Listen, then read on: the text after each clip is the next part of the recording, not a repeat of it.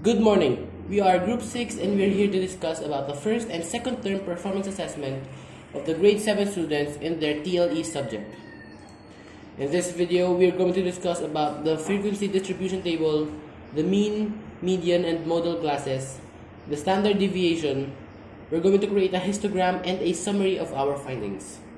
Without further ado, let's move on to the frequency distribution table. So, dito sa frequency distribution table, yung tally, yun yung number of students na nakakuha ng specific score. Kunwari, ilan yung students na nakakuha ng score within 6 to 10. In this case, ang students na nakakuha ng score within 6 to 10 is 4 students. And dun naman sa frequency, same lang siya sa tally, pero sa frequency, susulat mo siya in number form. Dito naman sa X sub M, kukunin mo lang yung midpoint ng class range. For example, ano ba ang midpoint ng 6 and 10? Ang midpoint ng 6 and 10 is 8. Ang midpoint ng 11 to 15 is 13. Ang midpoint ng 16 to 20 is 18, and so on. Para makuha yung cumulative frequency, kukopyahin mo lang yung first two terms ng frequency mo. In this case, 0 and 4. So, ipag-add mo lang yan. Magiging 4 plus 4 is 8, 8 plus 11 is 19, 19 plus 13 is 32, 32 plus 9 is 41, 41 plus 4 is 45, 45 plus 5 is 50. So, dito sa F times X sub M, i-multiply mo lang yung frequency and yung X sub M. So, 0 times 3 is 0, 4 times 8 is 32, 4 times 13 is 52, 11 times 18 is 198, 13 times 23 is 299, 9 times 28 is 252, 4 times 33 is 132, 5 times 38 is 190. So, sa X sub M minus yung mean, so ang mean natin is 23.1, ima-minus mo lang siya dun sa X sub M. For example, 3 minus 23.1, which is negative 20.1. 8 minus 23.1 is negative 15.1. 13 minus 23.1 is negative 10.1. 18 minus 23.1 is 0.1. 23 minus 23.1 is negative 0.1. 28 minus 23.1 is 4.9, 33 minus 23.1 is 9.9, and 38 minus 23.1 is 14.9.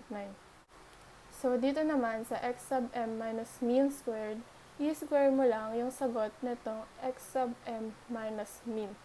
For example, negative 20.1 squared, sagot nun is 404.01. Negative 15.1 squared is 228.01.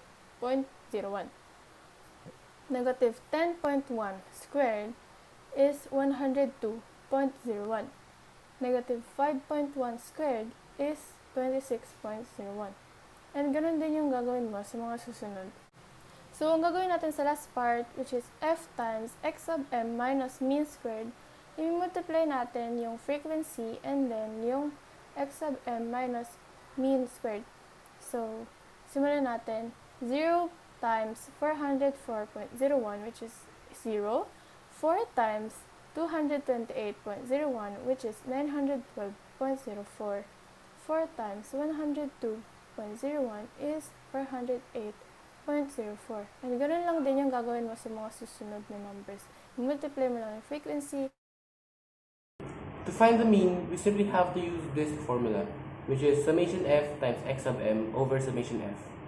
After plugging in our values to that formula, we get mean is equal to 1,155 divided by 50, which comes out to be 23.1. To get the median class, we need to divide the total number of frequencies by 2 and count which value in the less than cumulative frequency column will be higher than that value and what class range that does that correspond with. So in our case, we have 50 divided by 2 comes out to be 25, and the value in the cumulative frequency column that is higher than 25 is 32, which corresponds to the class range of 21 to 25. Therefore, The median class is 21 to 25. The model class is also 21 to 25 since it has the greatest number of frequencies. To get the standard deviation, we need to apply this formula, which is the square root of summation f times quantity of x sub m minus u over the total number of frequency. After plugging in our values, we are left with the square root of 22.0816, which comes out to be 4.699 when rounded off.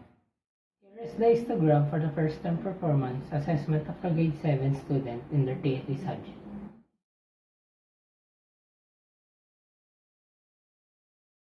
The frequency distribution table, we found out that most students scored between 21 to 25, making it the model class.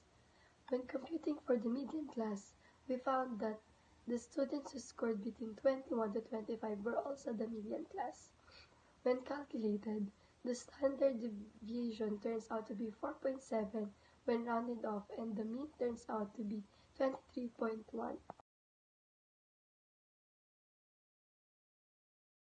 Dito sa frequency distribution table, para makuha natin yung tally, hanapin lang natin yung mga number of students na nakakuha ng specific score. For example, ilan ba ang students na nakakuha ng score within 11 and 15? In this case, 8. So, isusulat mo lang siya dyan. And then, sa frequency naman, ilalagay mo siya in number form. So, bali, pareho lang sila. Dito sa x sub m, kukunin mo lang yung midpoint ng class range. For example, ano ba ang midpoint ng 1 and 5? Diba 3? So, sulat mo dyan. And then next, midpoint ng 6 and 10 is 8, 11 and 15, 13, 16 and 20, 18, 21 and 25 is 23, 26 and 30, 28, 31 and 35 is 33, 36 and 40 is 38. Para makuha natin yung cumulative frequency, i-copy lang natin yung first two terms, 0 and 5. Tapos i-add na natin siya. 5 plus yung third term ng frequency, which is 8, magiging 13. 13 plus 5 is 18. 18 plus 13 is 31. 31 plus 8 is 39. 39 plus 8 is 47. 47 plus 4 is 51. Dito sa f times x sub m, i-multiply mo lang yung frequency and then yung x sub m. So, 0 times 3 is 0. 5 times 8, 40. 8 times 13 is 104. 5 times 18 is 90. 13 times 23 is 299. 8 times 28 is 224. 8 times 33 is 264. And 4 times 38 is 152. So, itong x sub m minus mean, hanapin muna natin yung mean, which is 23. So, i-minus mo lang siya dun sa x sub m. For example, 3 minus 23, negative 20. 8 minus 23, negative 15. 13 minus 23, negative 10. 18 minus 23, negative 5. 23 minus 23 is 0. 28 minus 23 is 5. 33 minus 23 is 10. And 38 minus 23 is 15. Itong x sub m minus mean squared, i-square mo lang yung sagot na itong x sub m minus mean. So, bali magiging negative 20 squared, magiging 400.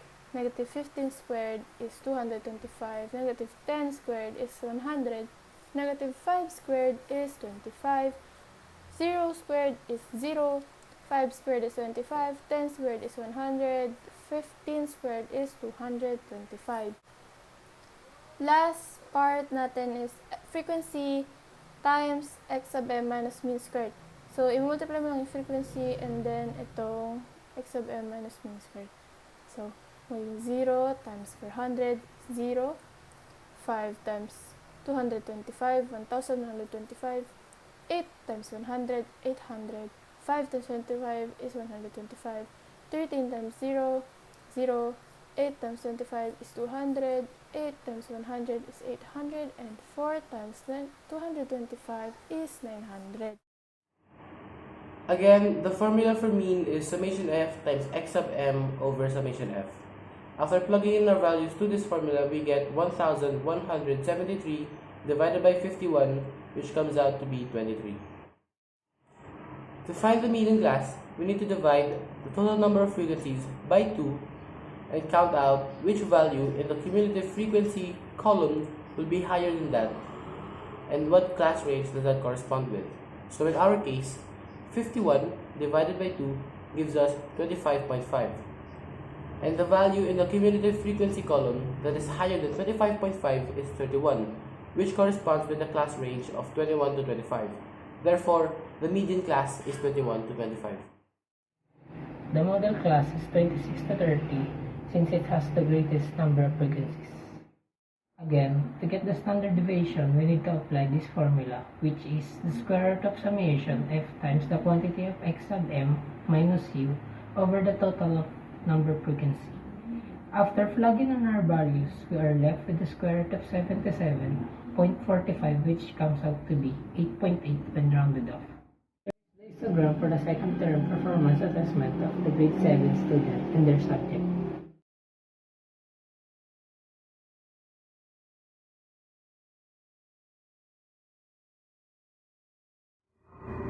When filling out the frequency distribution table, we found out that the most students scored between 21 to 25, making it the model class.